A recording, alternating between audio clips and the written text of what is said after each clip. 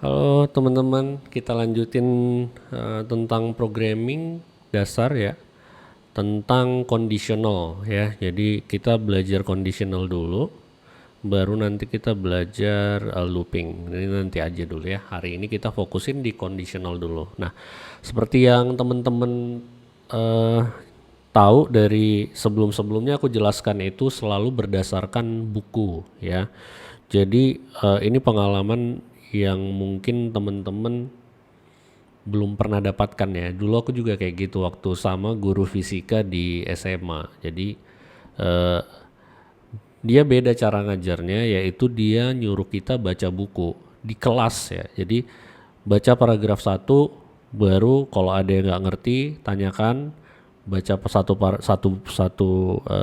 apa namanya section itu ya, baru kalau ada yang nggak ngerti tanyakan. Jadi intinya adalah dengan membaca kalian mikir gitu kan, dan dengan mikir kalian bisa tahu gitu. Nah, guru fisikaku itu bilang gini, jadi ini salah satu pelajaran yang sangat berharga banget buatku. Membaca itu bukan mengambil makna, ya kan, tapi memberikan makna terhadap apa yang dibaca. Ya, jadi dengan kayak gitu kalian actively mikir dan kalian tahu sebenarnya ini benar atau salah sih gitu. Karena buku juga bisa salah gitu ya, apalagi mungkin kayak misalnya kalian baca dari Medium, dari yang lain gitu ya. Nah, sebagai software engineer kita itu harus kritis gitu ya. Jadi makanya kita di sini belajar bareng gimana caranya sih membaca yang benar dari buku yang benar gitu ya. Buku yang memang udah apa ya, dikarang oleh orang-orang yang memang prominent di bidangnya gitu. Jadi kita baca walaupun bahasa Inggris, karena aku juga dulu waktu di kuliah nggak ngertinya bahasa Inggris kan. Jadi karena tapi gara-gara sering ditunjukin, matanya jadi terbiasa, akhirnya gara-gara kata-kata yang berulang itu aja, lama-lama makin ngerti, akhirnya bisa nebak-nebak tuh istilahnya, oh kayaknya meaningnya ini, kayaknya meaningnya ini gitu. Jadi memang harus dibiasakan gitu ya. Kalau enggak nanti kita susah gitu kalau misalnya ada sumber bagus berbahasa Inggris kita nggak bisa relate gitu ya. Jadi itu pelajaran yang bagus gitu buat teman-teman. Mungkin ya aku pengen sharing apa yang ku dapatkan dari guru-guru yang mungkin menurutku bagus gitu ya. Oke, kita lanjutkan yang kondisional atau percabangan gitu ya. Nah di sini kan kalau kemarin kita kan mikir kalau misalnya program itu lurus gitu ya. Artinya istilahnya statement satu ya kan, statement 2, statement 3, statement 4 ini dieksekusi semua ya kan, satu persatu. Oke. Tapi ada waktu kita nggak mau semuanya dieksekusi hanya pada kondisi yang tertentu ya, itu namanya control flow. Jadi kalau teman-teman misalnya di CPU ya kan, itu dia kan akan eksekusi instruction by instruction ya kan. Nah di sini ada yang namanya branching ya. Artinya dia kalau misalnya kondisinya seperti ini, dia bakalan ini yang dieksekusi, ini yang dieksekusi gitu. Jadi CPU juga melakukan itu gitu ya. Makanya kita memprogram prosedural itu dekat banget dengan cara komputer bekerja gitu ya. Jadi selain dari satu instruksi ini dia tes tek masuk ke sana gitu. Tek tek gitu ya. Jadi istilahnya kalau assembly juga gitu kan, dia jumping gitu. Nah, oke. Nah, di sini adalah change the flow, control flow ya kan, control flow. Flow-nya itu kan gini ya kan, tapi kita bisa di change gitu, tek-tek gitu ya. Jadi kalau misalnya ada statement ya kan, kita eksekusi sampai sini, oh mungkin dia bakalan lari ke statement yang sini ya kan, baru lanjut lagi baru. Nah, jadi dengan kayak gitu dia bisa kita atur gitu ya. Jadi akan lebih gampang kalau misalnya kita lihat sampelnya gitu ya. Tadi namanya ada conditional ya kan. Jadi some other statement may or may not be execute ya, berdasarkan kondisi ya kan. Nah, coba kita lihat gimana sintaksnya ya. Tadi kan kalian udah tahu, oh berarti ini untuk percabangan, artinya kita mau belok kiri atau mau belok kanan gitu ya. Nah, jadi istilahnya kayak gini, dengan adanya boolean expression, teman-teman udah tahu ya yang true sama false itu ya kan. Baru inilah nanti yang dicek di sini, if ya kan, berarti misalnya oh ini dieksekusi sebagai apa, false ya kan, oh ini dieksekusi sebagai apa, true gitu ya.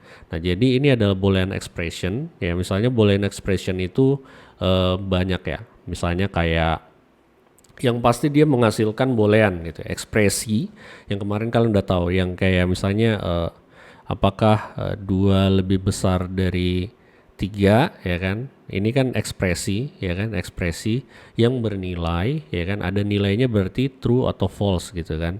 Nah pada saat ini bernilai false ya kan, ini bernilai false ya kan, jadi ini dia nilainya false gitu. Jadi bisa memilih antara dua ya, true atau false gitu ya. Jadi kalau misalnya true dia dieksekusi, kalau misalnya false dia tidak dieksekusi. Oke. Ya kan? Nah, ini akan ada penjelasan seperti ini dan kalian bisa lihat ini sampelnya ya. Jadi kalau misalnya dia true ya kan, ini nanti akan dieksekusi statement berikutnya ya kan. Kalau misalnya dia false, nanti ini nggak bakalan dieksekusi. Oke, nanti teman-teman lihat di sini. Aku langsung ke sampelnya aja. Misalnya kayak gini ya. Ini sebenarnya dia apa? Mau hitung absolute value. Nah, sekarang gini. Kalau misalnya teman-teman dihadapkan dengan hal seperti ini, kalian harus tangkap keywordnya apa sebenarnya. Ini mau ngapain sih code-nya gitu ya. Nah, berarti dia mau ngapain ini? Ngitung absolute value. Nah, berarti kalian harus mikir gitu. Absolute value itu apa definisinya?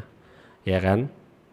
Kalau misalnya absolute value itu kan definisinya kayak gini kan, ya kan. Kalau misalnya berarti kan ada jika apa maka apa gitu. Misalnya absolute value dari -2 adalah 2, ya kan. Absolute value dari 3 adalah ya tetap 3. Jadi ini semua selalu bernilai positif. Nah sekarang kalau misalnya kayak gitu, kalian bisa lihat misalnya kita bikin fungsi absolute itu adalah seperti ini, berarti ini adalah 2. Berarti kalau misalnya ini adalah 2 gitu ya.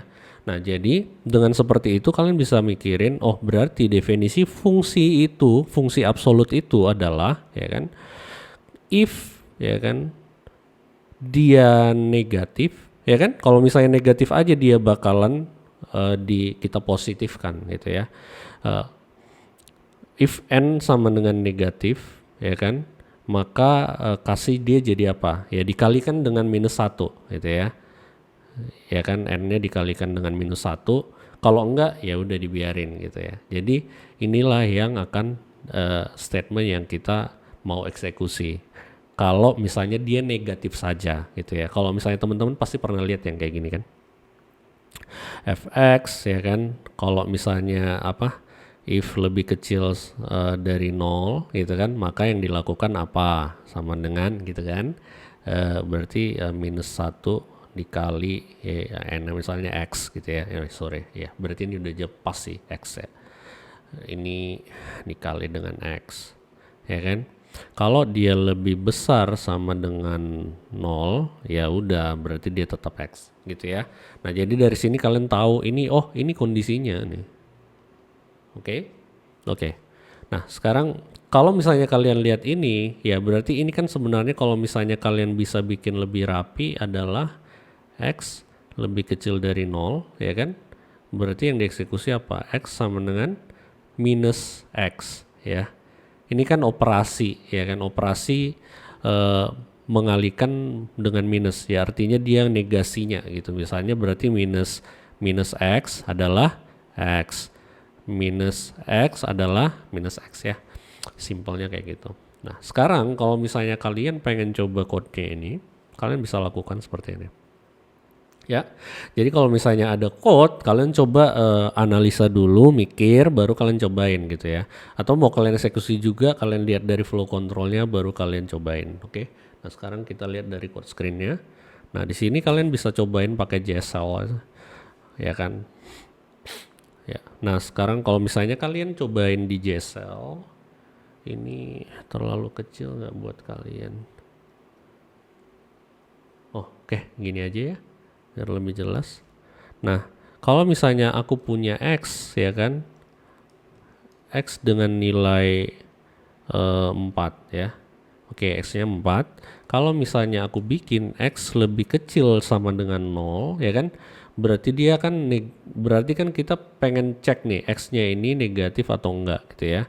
Maka x sama dengan minus x, ya kan? Oke. Nah, coba kita cek x-nya berapa. Tetap, ya kan? Karena dia adalah bilangan positif, ya kan? Jadi ini nggak dieksekusi nih. Yang ini nggak dieksekusi, ya kan? Nah, kalau misalnya kita coba lagi x sama dengan minus 4, ya kan?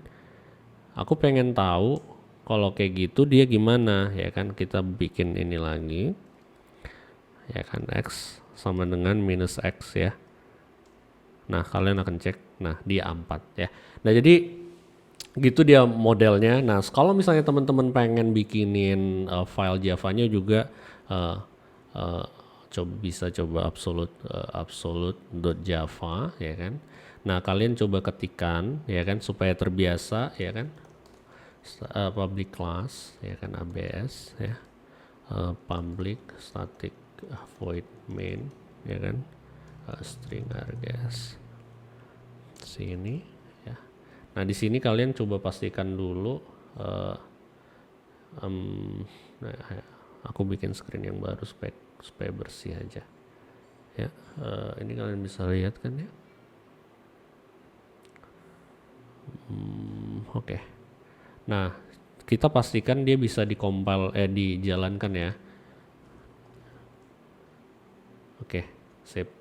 Pastikan dulu ya, maksudnya biasanya programming itu kan ya selain sedikit demi sedikit ya. Jangan langsung kalian coding banyak gitu terus rupanya kalian error, bingung kalian nantinya. Kalian coba dulu sederhana ya kan, jalan ya kan. Oke, berarti ini udah jalan gitu ya. Nah, sekarang kalian tinggal ngulangin apa yang tadi kalian taruh di sini gitu ya. Nah, berarti kalian harus bikinin ya, berarti misalnya kalian bikin integer x sama dengan 10 gitu ya. Nah, if x lebih kecil dari 0 tadi kan, ya kan? Ya kan? Bisa sebenarnya kalian gak pakai kurung kurawal, tapi saranku walaupun di satu line kalian harus pakai ya, supaya nggak sakit mata bacanya dan juga jadi nggak banyak kesalahan gitu ya. Nah, kalau seperti ini ya kan, berarti kalian bisa coba print ini minus x x ya, kalian coba jalanin ya kan. Nah, jadi kalau misalnya kalian coba jalanin ini, coba aku bikin di kanan ya. Sorry, I'm so sorry, I'm old. Tah, ini ya. Oke, kalian bisa jalankan ini dengan cara Java ABS Java. Ya, dia 10 ya kan. Kalau misalnya dia minus 10, berarti yang kalian dapatkan adalah 10 juga gitu ya. Jadi dia akan membuat itu absolute. Nah, sekarang gimana kalian cara memastikan ini yang dieksekusi? Kalian sebenarnya bisa debug. Nah, sekarang aku coba perkenalkan juga sih di sini. Java. Ntar biar kita coba debug. Nah, ini extension pack yang bisa kalian install supaya kalian belajar juga ngedebug ya. Ya kan? Nah, di sini dia akan downloading Intel Core mode-nya. Sini matiin dulu. Oke. Nanti dia akan nge-build ini. Nah, kalian bisa jalanin nih, ya kan? Ini aku coba pindahin lagi deh ke sini.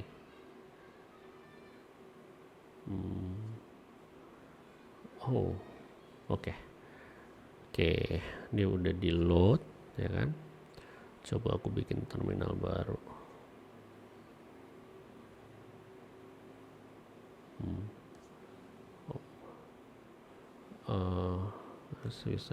Nggak bisa di drag ya. Oke. Nah, sekarang coba kalian misalnya lihat kalau di sini ada run ya. Setelah kalian install tadi extensionnya, di sini ada run atau debug ya. Jadi dengan kalian run di sini, dia langsung nanti bisa langsung dijalanin tuh, ya kan? Nah tuh, ya kan, langsung dijalanin dan kalian nggak perlu jalanin kayak gitu, tapi kalian bisa langsung dari sini. Nah kalau kalian mau debug, berarti artinya nanti dia akan di stop di yang warna merah ini ya, dari breakpoint namanya. Jadi kalau misalnya ini kalian bikin breakpoint, nanti dia akan berhenti di situ dan kalian bisa step through gitu. Artinya pelan-pelan kalian jalani, oh ke sini baru urutannya nanti kalian lihat ya. Coba kita debug. Oke. Nah, di sini kalian bisa lihat dia udah di debug. Ini nggak bisa di. I want this one. Gimana sih? Aku pengen dia. Anyway, I just close this one. Close this one. Oke. Aku coba debug lagi. Ya. Oh, muncul lagi. Oke lah, ini aku bikin di sini. Ya, dia berhenti di sini ya. Ini menarik nih. Jadi dengan kayak gitu dia berhenti di sini, nggak langsung dieksekusi. Di sini kalian akan bisa lihat variabel-variabel yang ada. Nah, sekarang karena belum ada apa-apa, ini belum dieksekusi, berarti variabel X-nya nggak ada. Nah, sekarang aku lihat ini ada continue F5, artinya dia langsung dijalankan lagi breakpointnya, atau step over dan step into ya. Kalau step over artinya dia jalanin satu langkah. Coba ya. Tek. Nah, sekarang kalian bisa lihat X-nya bernilai berapa ya, minus 10 kan, gara-gara ini udah dieksekusi ya kan. Jadi kalian bisa lihat. Nah sekarang dia akan coba ngecek nih, apakah X lebih kecil dari 0 ya kan. Berarti jawabannya adalah apa?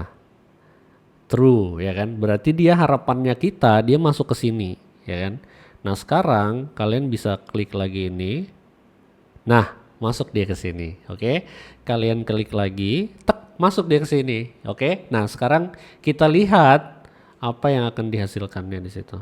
Ya, berarti dia akan berarti dia nanti akan mengoutputkan 10. Coba ya kita lihat ya terminalnya. Ini coba ya. Harusnya ini bisa. Oh, oke, reset location. Reset location. Bottom. Kita jalanin lagi ya.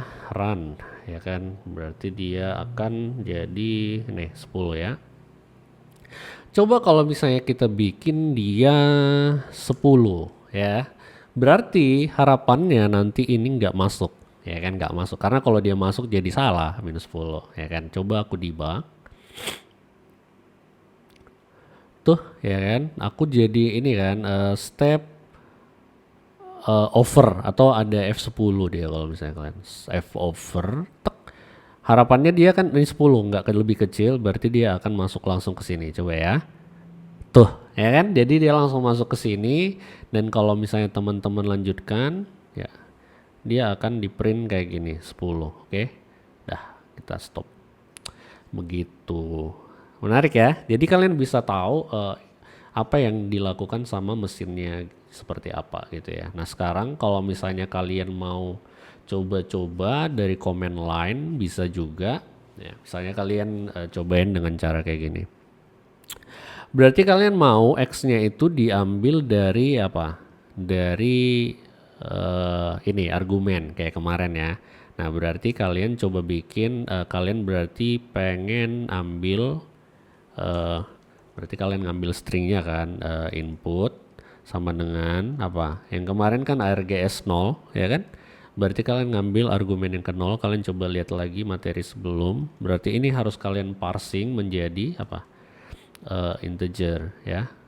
Ininya harus kalian masukkan ke dalam ya kan, jadi integer. Nah di sini langsung bisa kalian bikin jadi input ya, jadi X aja langsung ya karena dia udah pasti masuk. Nah sekarang berarti gimana nih ya kan, berarti kalau misalnya kalian mau coba jalankan ini ya kan, berarti harus ada inputnya dari dalam ini kan ya kan. Berarti misalnya kalian taruh java abs.java masukin berapa? Misalnya minus 100 ya kan? Jawabannya ya minus 2000. Jawabannya 2000. Benar kan? ABS misalnya Java misalnya 10 20. Oke, dia keluar absolutnya ya kan, dan kalian juga bisa debug ya kan.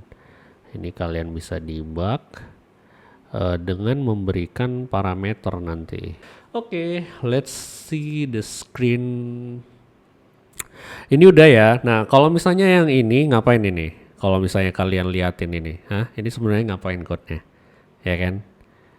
Nah, jadi kan kalau misalnya kayak gini, if x lebih besar dari y, ya kan? Kalau misalnya nilai x lebih besar dari y, ya kan? Misalnya 6, ya kan? Lebih besar dari misalnya x-nya 6, y-nya sama dengan 3, ya kan? Jelek kali tulisanku, sorry. Jadi pusing kalian nanti. Nah, di sini kalian bisa liatin ya. Dia ini sebenarnya blok yang akan familiar banget nanti buat kalian. Tapi pertama-tama kita coba telaah ya. T sama dengan X, ya kan? Katakanlah berarti kita coba bikin ilustrasinya T sama dengan X, ya kan? Nah, sekarang berarti T itu nilainya adalah X, ya kan? X sama dengan, nah X itu jadi diganti jadi apa? Jadi kalau misalnya X-nya sama dengan 5, ya kan? Berarti di sini kalian bisa bikin T-nya berarti udah sekarang nilainya 5 gitu ya. Nah, sekarang X sama dengan Y, ya kan? Kalau misalnya tadi kalau misalnya tadi Y-nya sama dengan 3, ya kan? Berarti X-nya jadi 3, ya kan? Nah, Y ganti ke T, ya kan? Berarti ke sini, ya kan? Berarti nilainya jadi 5, ya.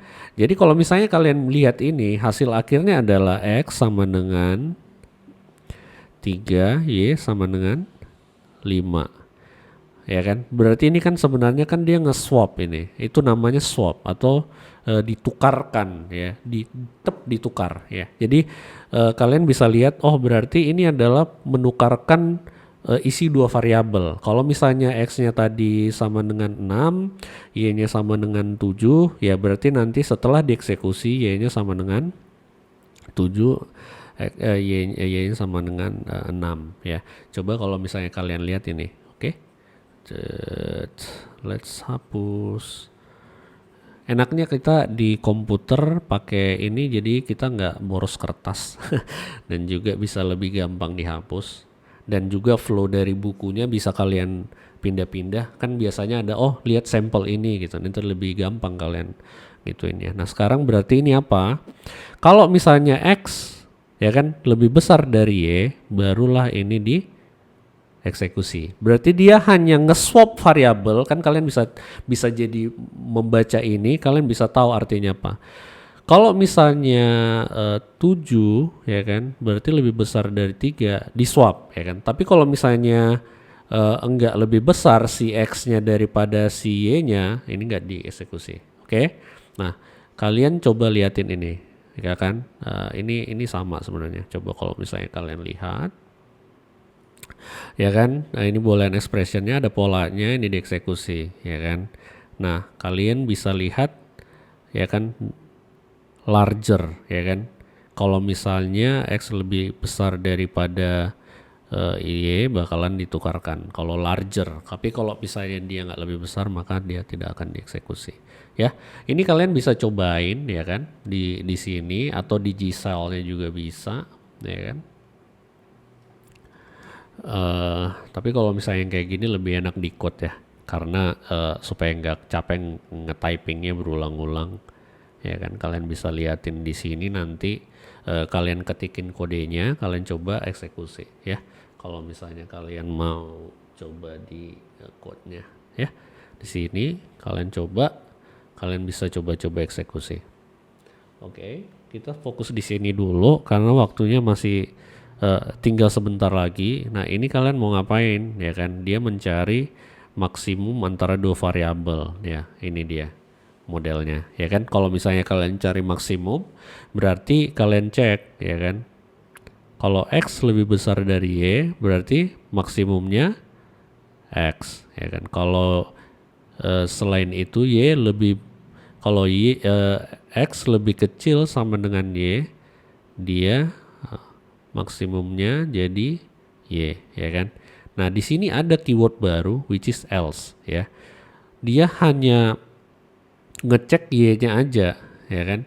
Selain itu ya udah berarti Y-nya max-nya gitu. Langsung dipaksa ke Y-nya gitu. Jadi kalau misalnya kalian lihat ini ya, apakah kita bisa bikin flowchart. Ini namanya flowchart. Jadi artinya kita bisa lebih gampang, branch-nya kemana, ke kiri atau ke kanan, true or false gitu ya.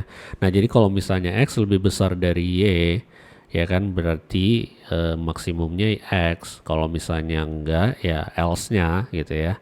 Else-nya adalah Y. Ini kalian bisa cobain langsung sih. Nah, coba aku jelaskan. Nah ini jadi kan kita ngambil dua variabel di sini, ya kan. Jadi di sini ada Java max tidak dua variabel, ambil argumen yang ke 0 which is itu 130 jadi X, dan argumen yang ini keduanya jadi Y ya kan. Kalian bikin variabel tambahan max dan ini jadi kayak gini. Oke. Nah ini jadi kayak gini. Oke, nah. Ya, kalau misalnya dia lebih besar dari sini, dia bakalan ke sini. Kalau misalnya dia lebih kecil, selain itu sama dengan, maka ke sini maksimum ya. Tapi kalian ambil dulu variabelnya, dan kalau misalnya kalian coba, misalnya kalian bikin ini ya, berarti jawabannya adalah 10.300 kan. Nah, oke, gitu dia ya. Nah, ini aku coba cepet karena tadi udah aku ganti screen dulu.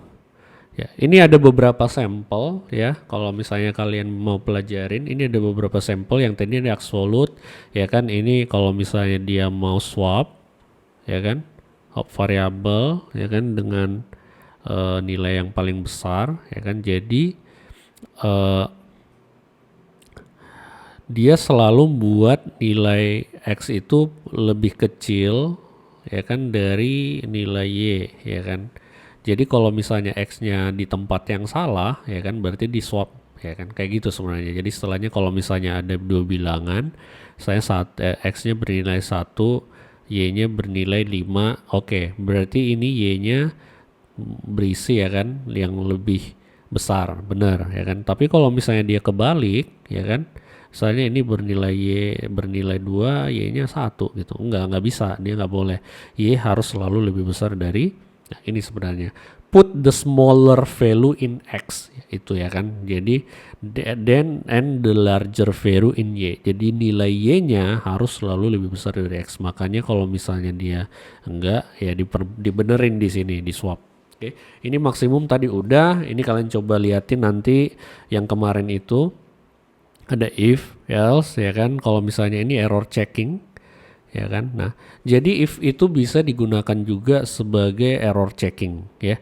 Jadi kalau misalnya inputannya salah, ya kan, ini ngecek apakah inputnya benar, ya kan. Kalau misalnya enggak, ya jangan dilanjutin gitu ya. Karena kalau misalnya dia division by zero, kan kalian udah tahu kalau misalnya kalian yang kemarin aku jelasin, kalau misalnya kalian bikin kayak gini division by zero 1/0, ini enggak, ini exception gitu ya. Jadi kalau misalnya ini exception, nanti programnya nggak dilanjutin gitu. Nah, coba misalnya aku bikin kayak gini ya. Division by zero, aku bikin div kalau misalnya kalian bikin di sini div by zero.java, ya kan, kalian bikinin ini main, ya kan, supaya cepet, ya kan, division by zero. Misalnya aku mau bikin X dibagi Y gitu ya, X sama dengan integer dot parse in, misalnya aku ngambil argumen ke 0, ini aku copy ya kan, ganti dengan y, sini aku bikin 1 ya kan. Nah kalau misalnya kalian mau, oh aku mau hasil dari x dibagi y gitu ya kan. Nah di sini harus hati-hati ya kan, karena apa, kalau y-nya ini 0 kelar kita ya kan, nggak bisa gitu loh. Coba kita cek ya, misalnya aku bikin java div by hero.java gitu ya. Nah kalian coba misalnya 30 20 20 dan 3 ya kan. Nah nanti hasilnya 6 ya. Karena apa? Karena dia integer dibagi integer ya. Berarti dia akan menghasilkan integer ya. Nah jadi kalau misalnya kalian bikin ini gini 20 dibagi 0 ya kan. Nah error dia. Jadi kita harus protecting ini supaya ini nggak dieksekusi, supaya programnya nggak error gitu ya. Berarti yang dilakukan apa ya? Berarti kita harus cek gitu ya. If ya kan, berarti yang mau diprotek apa? Y-nya. If Y sama dengan 0 ya kan, kalian jangan lakukan apa-apa gitu ya. Ya kan, berarti system.out ya kan, division by 0 ya kan, please input the valid number ya kan, B0 gitu ya. Else nya baru kalian lakukan gitu ya, baru kalian lakukan misalnya kayak gini, barulah kalian lakukan di sini ya kan, karena dia valid ya kan. Udah. Nah gini nih. Jadi selalu lakukan pengecekan ya. Lalu lakukan pengecekan terhadap input ya. Itu software engineering gitu. Jangan sampai, kita nggak pernah bisa trust user input ya. Karena misalnya aku ngetikan gini kan berarti aku pakai program div by 0 kalian ya kan. Ya kan, berarti ya jangan sampai aku trust user input, karena ya user kan banyak yang nakal juga gitu, misalnya kayak hacker apa, jangan sampai nanti diobok-obok nih program kalian gitu ya. Be careful. Dan kalau misalnya kayak gini baru kalian lakukan gitu ya. Jadi kalau misalnya misalnya password gitu ya, oh kayak gini ya, berarti setelahnya kalau dia valid baru kalian eksekusi gitu. Jadi ini hati-hati banget dan ini sangat penting ya buat kalian ya. Coba kita lihat. Nah ini yang lain kuadratik gitu ya. Kalau misalnya ini kan ada akarnya atau enggak, karena kalau misalnya imajiner dia kan, bilangan imajiner, kalau misalnya ini enggak valid. Oke, diskriminannya sama dengan minus gitu ya, enggak valid. Ini untuk ngeflip coin ya. Nanti kalian coba ngesimulate ya kan, apakah dia head atau tail ya kan, kayak coin flipping ya kan. Jadi kalian ada head, ada tailnya ya kan, dia mau jadi apa ya kan. Ya ini biasanya kalian pakai untuk simulasi ya, simulasi coin flip gitu ya. Jadi coba kalian lihat. Nah ini nanti dia pakai random ya kan. Nah kalau misalnya yang kemarin coba liatin mat.random itu, dia akan mengembalikan nilai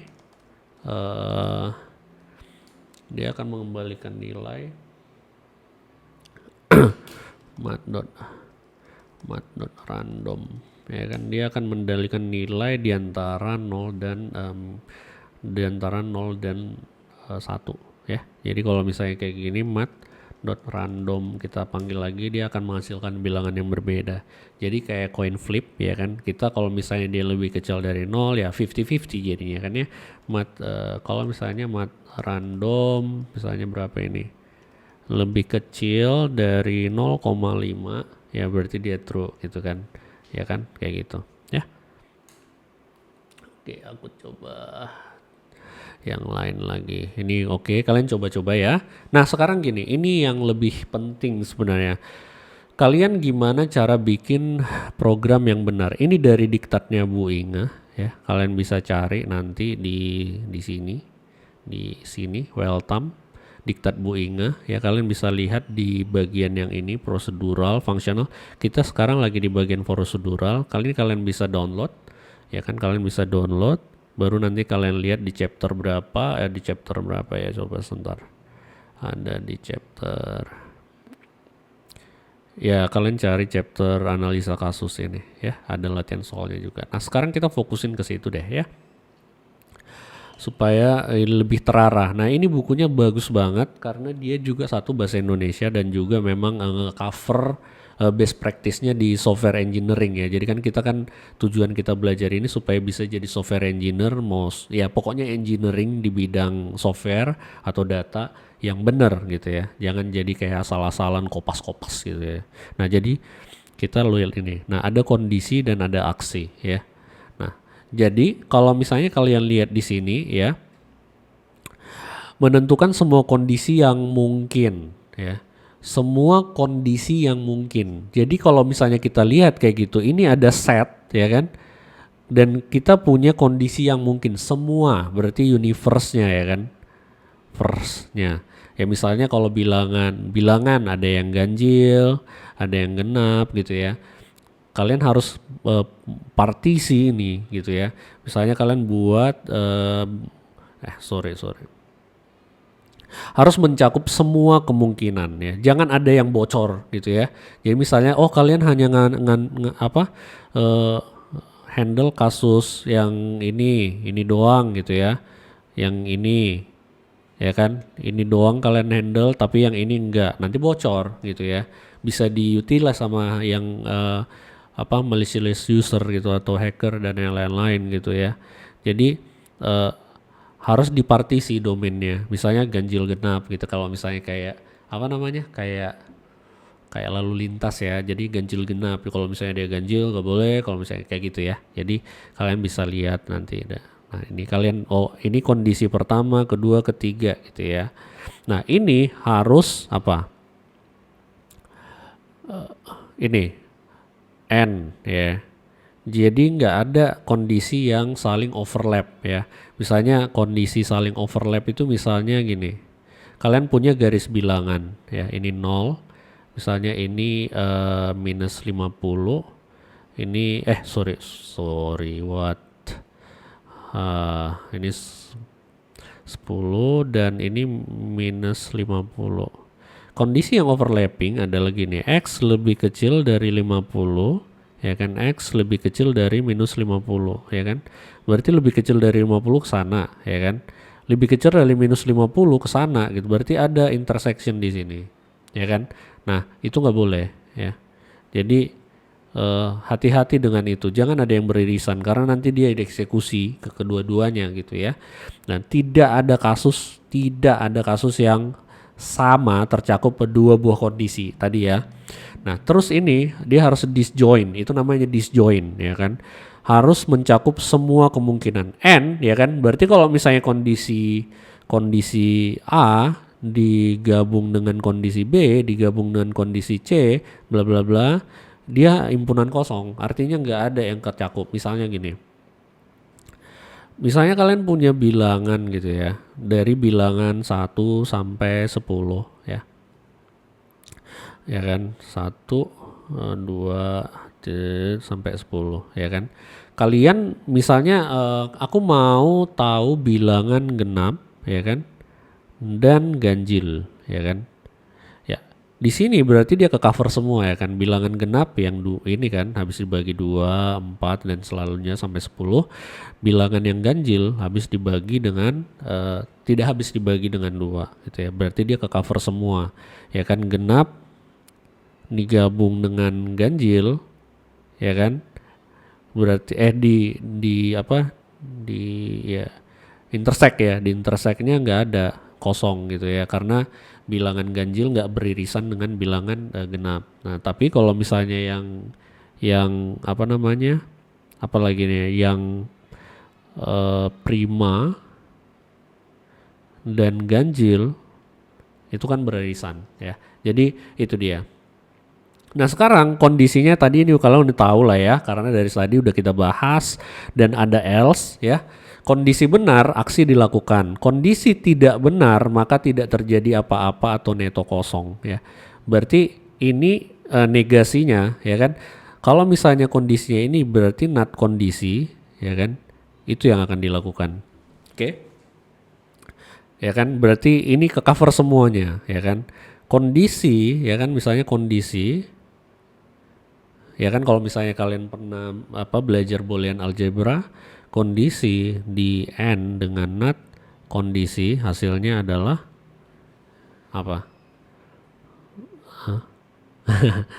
Himpunan semesta ya kan, himpunan semesta. Artinya dia nggak cover semua itu, which is itu yang tadi dilakukan di sini ya, mencakup semua kemungkinan atau himpunan semesta, all gitu ya. Nah, hati-hati dalam memakai else ya, kondisi implisit sehingga merupakan negasi dari kondisi ya. Jadi kalau misalnya kalian punya if ya kan, baru ada else ya kan, berarti kalian harus kasih tahu ini sebenarnya kondisi yang seperti apa gitu ya. Kayak misalnya kayak gini ya. Soalnya ini kan kalian kan please input valid number. Berarti kan else-nya apa? Berarti ini valid number that greater than berapa gitu. Atau kalian balik ini, istilahnya tidak sama dengan ini ya kan? Bisa dibalik kan? Bisa dibalik, berarti ini jadi kebalik ya kan? Berarti ini yang valid ya kan? Ini jadi yang nggak valid ya kan? Berarti ini valid invalid apa? Zero ya kan? Ya kan, jadi invalid dia. Berarti kita hanya memprotek dia yang nggak sama dengan zero. Tapi kalau yang ini berarti dia sama dengan zero. Berarti ini ditaruh kayak gini ya. Jadi dia eksplisit. Implisit yang ininya eksplisit gitu ya. Jadi ini harus dikasih komentar supaya kita tahu, oh berarti nggak bisa zero gitu. Karena kita punya spesifikasi ya. Oke, back to. Nah, di sini kalau misalnya kalian lihat ya, kita pertama kali nganalisa kasusnya dulu ya. Maksimum 2 harga yang tadi udah ada dibaca. Ini case-nya, persoalannya A dan B. A mungkin sama. Berarti ya kita harus tahu kan lebih kecil sama dengan gitu ya. Atau lebih besar sama dengan, harus dituliskan harga yang lebih besar ya. Berarti di outputkan apa? Maksimumnya ya kan. Eksekusi akan menghasilkan 2 kemungkinan, menuliskan A jika ini, menuliskan B jika ini, tidak mungkin keduanya ya kan. Berarti dia tidak ada yang overlap atau beririsan ya antara 2 kondisi itu. Nah, baru kita bikin spesifikasinya ya. Ini dia mikirnya lebih terarah ya, karena kita kan engineer ya, bukan main ngasal gitu ketik-ketik code, nggak mikir gitu ya. Berarti inputnya ada 2 ya kan, A dan B. Berarti apa prosesnya ya kan? Berarti kalau misalnya algoritma itu kan ada input ya kan, baru ada di sini algoritma, baru nanti ada outputnya ya kan gitu ya. Jadi ini adalah nge-transform gitu ya, menuliskan harga yang lebih besar ya kan, dengan spesifikasi bernilai A akan ditulis jika ini ya. Nah, sekarang kita akan lihat ini ya. Berarti kondisinya adalah yang ini ya kan, karena dia inputannya adalah ini, berarti ada 2 kondisi ya. Kalau misalnya kalian lihat, berarti A lebih kecil sama dengan B ya kan, dan A lebih kecil dari B ya kan. Kalau misalnya A itu lebih besar sama dengan B, berarti dia di-outputkan A. Kalau A lebih kecil ya kan, berarti kan yang ini ya. Kalau misalnya kalian liatin ya, ini tahing, ini 0 ya. Katakanlah misalnya A, ini B ya kan, ini dia negatif, ini positif. Kalau dia A lebih kecil ya kan daripada B, maka yang di-outputkan adalah ya kan, ini kan, berarti yang di-outputkan adalah A lebih kecil dari B, berarti B ya kan. Oke, kayaknya ini memang salah sih ya. Jadi aturannya kan A lebih besar sama dengan B kan, B lebih kecil sama dengan A. Kayaknya ini jebakan Batman. Jadi kita harus pelan-pelan juga membacanya ya. Jadi ini kayaknya salah sih. kalau misalnya A yang lebih besar sama dengan B. Oke. Nah, ini kita coba yang lain ya kan, kita analisa kasusnya lagi. Di sini kalian udah bisa lihat ya. Di sini wujud cair ya, kalian udah tahu lah ya, maksudnya beku, cair, uap gitu ya. Ini harus kalian benerin juga. Kalian cek, oke, berarti beku itu kalau misalnya dia lebih kecil dari 0 ya kan, cair, berarti diantara itu uap ya kan, menguap ya kan. Oke, coba kalian lihat algoritmnya, oke ya kan. Jadi kita harus memverifikasi juga ya. Karena nanti sebenarnya kita yang bikin algoritma ini, makanya ada testing, software testing dan lain-lain kan. Jadi kan harus lihat ini nggak ada yang bocor nggak gitu ya. Dan kalau ini ada bocor nggak, ya kan, berarti dia kalau bilangan ya kan lebih kecil dari 0 ya kan, atau diantara sama dengan 100 ya kan. Jadi kalau misalnya kayak kalian gini, ada di sini 0, ini 100 ya kan, dan ada lebih besar dari 100 ya kan, lebih kecil dari 0 ya kan, lebih kecil dari 0 berarti dia bernilai negatif ya kan, ke sana. Di antara 0 sampai 100 berarti dia apa, cair. Di atas 100 berarti dia apa, uap ya gitu ya, ke sana, ini ke sana. Oke. Nah, ini udah ke cover semua ya kan, dan ini ya kan. Nah, sekarang coba kita bikin yang lain nih. Dibaca dada ya kan. Nah, solusi berbeda ya, disetujui bersama ya kan. Solusi versi 1 tadi ini ya kan. Solusi versi 2 ya kan. Nih, masalah ya kan. Ini ada isu ya kan. Pada saat kapan ya kan, ada kasus-kasus khusus nih. Solusi versi karena operator kesamaan tidak dapat untuk bilangan real ya. Misalnya ini apa nih? Bilangan real itu bilangan yang koma-koma gitu ya, 6,9 gitu ya. Karena representasi komputer itu kan pakai to complement gitu ya di dalam komputer ya, karena kan binary ya kan, 1 0 ya, gimana kita mau bikinnya itu jadi bilangan koma ya, bilangan desimal atau floating gitu ya, tidak dapat dipakai untuk real ya kan. Disarankan untuk menuliskan solusi versi 2 kalau misalnya dia bilangan real ya kan. Jadi di sini harus ke cover semua kalau dia bilangan real ya. Sama dengan 0 beku cair ya kan. Kalau misalnya dia apa namanya, di antara itu ya cair, lebih besar cair. Terus kalau misalnya ini cair uap gitu, karena ada intersectionnya. Oke. Dia kalian harus memperhatikan juga itu bilangan integer atau bilangan real. Makanya aku kemarin mikirin ini harus benar-benar tipe data ini dipahami dengan baik gitu ya. Karena kalau misalnya kalian membandingkan bilangan yang memang enggak apa namanya, tipe datanya juga nggak support, atau ada gacha-gacha yang kayak misalnya gacha gitu ya. Jadi kalian harus bisa lebih teliti ya. Dibaca 3 bilangan. Nah, ini dia memanfaatkan apa namanya, ngeranking ya. Berarti istilahnya gimana caranya kalian dari bilangan ini kalian bisa ngoutputkan bilangan secara terurut-urut ya. Sebenarnya kayak sorting ya. Dari kalian sorting, tapi kalian ini belum ada looping, jadi kita pakai cara kayak gini ya. Ini kalian bisa generate sebenarnya ya. Ini kalau misalnya A lebih kecil dari B, lebih kecil dari C, berarti urutannya ya A, B, C. Kalau A lebih kecil, nah ini semua di cover ya. Misalnya dari A, B, C, berarti ada beberapa kemungkinan gitu ya. Berarti ini ada berapa ini? 6 ya kan. A 1, 2, 3, 4, 5, 6 ya. Berarti ada 6 kemungkinan ya kan. Ya kan, antara apa namanya, A lebih besar ya kan, atau B lebih besar, atau C lebih besar ya kan. 3, 2, 1 ya.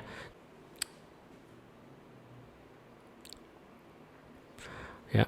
Nah, jadi dari sini kalian bisa cobain ini. Ini cara yang berbeda rankingnya, ya.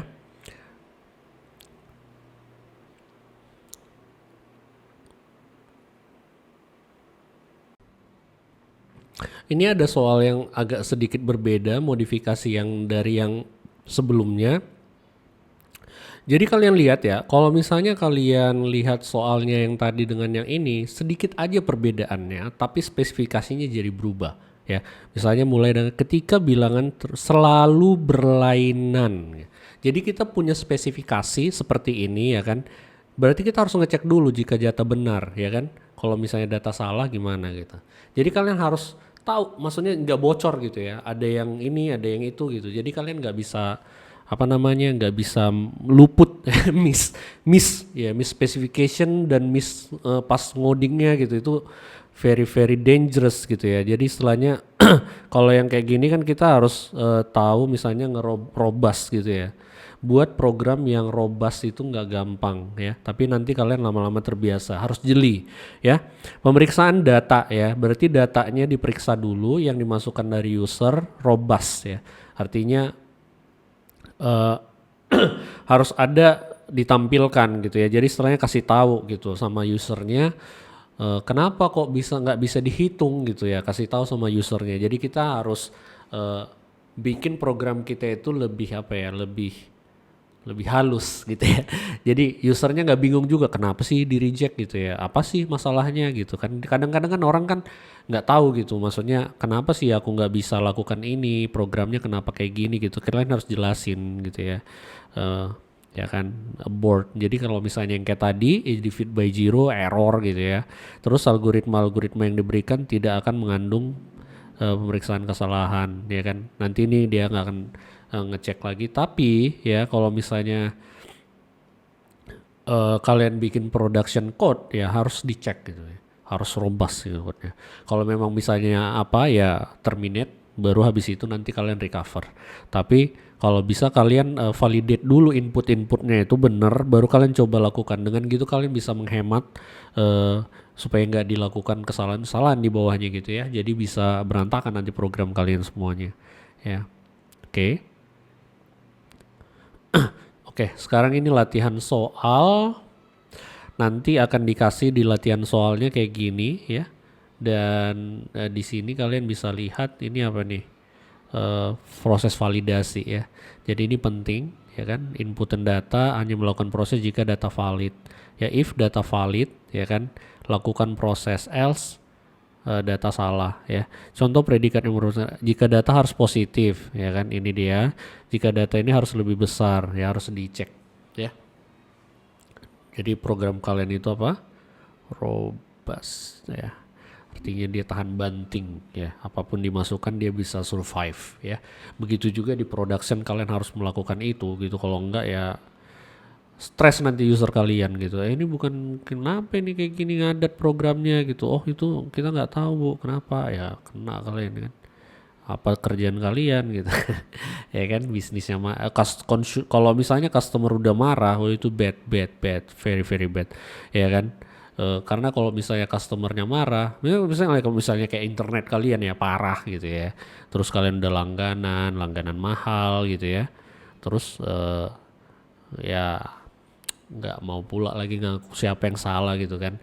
Jadi kalau misalnya kalian bikin software dan kalian bikin service ya, kalian harus benar-benar tanggung jawab gitu ya. Even pun ada masalah ya kalian harus cepat recover ya. Apalagi kalau misalnya di bidang financial itu sangat berbahaya sekali ya. Jadi kalian harus benar-benar ini matang ya. Jadi mencoba gitu ya. Kemungkinan harus coba untuk melakukan tes ya. Jadi ini latihannya sangat bagus. Kalian harus jeli, yang seperti yang tadi juga kita ada issues ya kan. Kalian nanti coba liatin kenapa ya kok bisa kayak gini ya. Apa kenapa ada di mana salahnya yang ini tadi ya. Terus Yang lain adalah kalau misalnya kalian coba latihan soalnya, ya ini mengenai determinan ada di buku yang set Kewich yang tadi yang aku kasih share sama kalian, dan ini ada spesifikasi ya. Jadi biasanya kalian yang menggali spesifikasinya apa atau requirementnya apa gitu ya. Karena biasanya yang datang dari bisnis ya. Misalnya kalian mau coba liatin ini nih.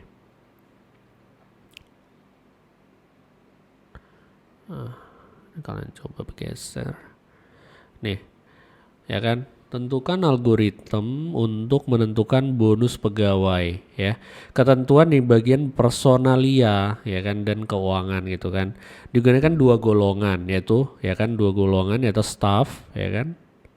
Dan ya kalian biasanya harus kalian gambar ya kan, visualkan. Jadi kalian pahami dulu sebenarnya masalahnya apa ya. Dan non staff ya kan. Ya kan, staf mendapatkan bonus sebesar 1 juta rupiah ya kan, berarti katanya dengan syarat jika ya kan ia telah bekerja paling tidak 5 tahun dan umurnya sudah 50 tahun. Staf bekerja kurang dari berapa hanya mendapatkan bonus sebesar ini ya. Jadi kalian bisa melakukan analisa seperti tadi dan hati-hati jangan bocor ya. Non-staff yang bekerja lebih dari 5 tahun akan melalui bla bla bla dan nah ini oke, bagus banget soalnya untuk latihan karena kalian belajar untuk bikin spek ya, dan juga kalian bikin program yang valid ya, dan kalian jadi kalau misalnya gini edge case-nya gimana kalau misalnya gitu. Jadi kalian bisa mikir dan kalian harus memang dengan nulis. Jadi kalian harus tahu misalnya kalau ini sampai nanti program kalian itu robust gitu. Dan harus dites juga, runtime-nya juga dites. Kalian juga coba debug gitu, tracing gitu ya. Jadi gitu sebenarnya software engineer yang benar gitu ya. Nah, ini adalah dua golongan bla bla bla. Nah, nanti kalian kalau misalnya kalian mengerjakan software bisnis ya kan, yang bisnis, misalnya kalian mengerjakan software bisnis, yang kompleks itu sebenarnya adalah bisnis rules dan domain knowledge ya. Ya kan, makanya ada bisnis logic ya kan, sama domain model gitu ya. Kalau misalnya belajar nanti OOP sama data domain driven design, ada yang kompleks itu domainnya. Misalnya kayak untuk di rumah sakit gitu ya, terus misalnya banking gitu. Yang ribet itu domainnya bukan teknologinya. Jadi kalian harus bisa bedain gitu ya. Biasanya yang ribet itu ya manusia aja gitu ya. Manusia aja juga mungkin kadang nggak tahu apa yang dia mauin gitu kan. Makanya di sini kalian disuruh melakukan analisa ya kan untuk memahamin ini gimana sih sebenarnya gitu ya. Komentarnya ya. Jadi gimana sih, ingat seringkali Anda harus spesifikasi dari pemakai. Nah, jadi kalian harus mikirin, kalian harus validate dulu si user itu benar-benar tahu atau enggak gitu ya. Karena biasanya user datang dengan yang namanya workaround ya. Workaround bukan requirement gitu ya. Requirement itu adalah tugas kalian ya, tugas software engineering ya. Tahu kan kalau misalnya software ada requirement, analisis, baru visibility analysis dan lain-lain. Di sini kalian belajar untuk yang skala kecil dulu ya. Misalnya kalian dapat spesifikasi gini, apa yang kalian lakukan ya. Ini ada yang lain lagi ya. Ini bagus-bagus loh ini soalnya ya. Nah, di sini banyak banget. Banyak soalnya, nanti kalian lihat di buku ibu itu ya. Buku Bu Inge. Di sini 3 buah bilangan real. Bisa nggak itu membentuk segitiga? Nah, berarti kalian harus tahu ya kan. Definisi untuk segitiga yang benar itu ruas-ruasnya itu gimana gitu ya. Baru ini ada yang lain dan ada yang lain, ada validasi juga. Dan kalian coba liatin karena waktu kita udah sangat terbatas ya. Harus banyak latihan, harus banyak mikir, banyak baca ya, dan diulang gitu ya. Jadi jangan istilahnya kalian udah benar ini ya, kalian harus analisa lagi sebenarnya bisa dikerjakan dengan cara yang lain ya. Jadi harus ada kayak apa? Kalian struggling ya kan baru solve ya. Baru kalian lihat lagi nanti apa retrospek ya. Ya kan kalau misalnya ada di Agile kan ada retrospektif gitu ya. Jadi kalian harus bisa liatin balik lagi kalian kenapa bisa sampai keputusan itu. Baru kalian gimana harusnya lebih bagus gitu kan. Baru setelahnya nanti kalian bisa code review juga sama teman-teman kalian karena pekerjaan di software engineering itu kolaboratif ya. Ya. Jadi nggak ada manusia yang perfect tahu semua enggak sih. Jadi kalian harus bisa diskusi ya kan, kerja dengan tim, diskusi, pair ya kan, pair programming dan lain-lain supaya kalian bisa hidup sebagai social developer ya. Kira-kira gitu untuk conditional ini banyak ya. Jadi di sini juga nanti kalian ada latihannya juga nih. Kalau misalnya kalian lihat exercise, ini kalian coba baca juga, ya kan? Nah, ini ada sampai di sini. Nah, untuk yang looping dan yang lain-lain kita bahas di nextnya ya. Oke, panjang banget, banyak berpikir. Ya itulah memang kerjaan kita sebagai software engineer. Silahkan dilanjutkan dan kalian harus sabar ya. Jadi jangan kayak terburu-buru mau cepet gitu. Harus sering diulang ya kan. Ya perlu deliberate practice ya kan. Practice dengan apa? Spaced repetition juga. Karena pada saat kalian udah paham nanti itu refleks ya. Jadi sabar di proses ini. See you next time. Bye.